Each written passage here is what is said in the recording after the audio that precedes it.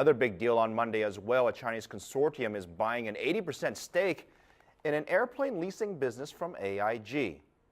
It's the American insurer's last major non-core asset that they're divesting from New York. Liling Tan joins us. And Liling, this is also widely followed as well. And what does this mean for AIG now?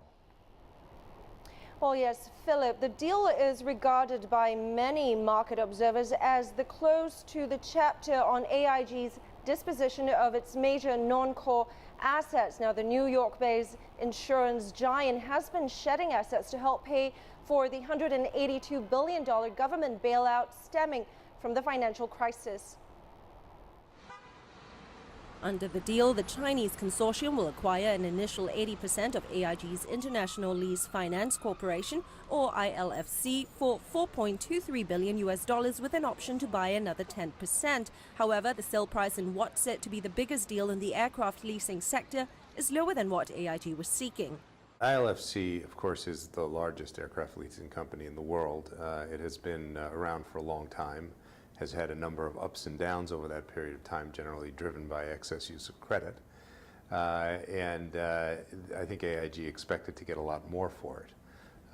The price at which it traded, I think, is reasonable given the fact that it has enormous command over the industry. The lower sale price is partly because this is AIG's last major non-core asset, but also because there were insufficient bidders to push the price up for a company of this size.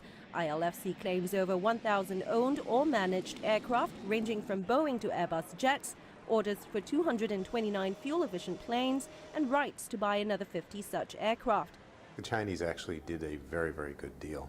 To be quite honest, I think that this is exactly the type of foreign direct investment that the Chinese should be doing. As airlines manage costs by opting to lease rather than own airplanes, the deal provides the consortium easier and cheaper access to planes in a growing sector of the aviation market. Both Airbus and Boeing expect global demand for passenger planes to reach $4.5 trillion over the next 2 decades, with Asia accounting for 2/3 of that demand and China slated as the largest market.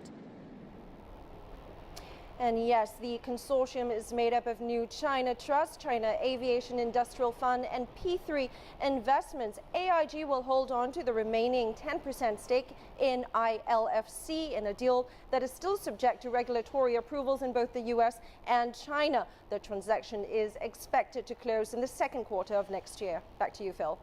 All right, Liling Tan, thank you very much.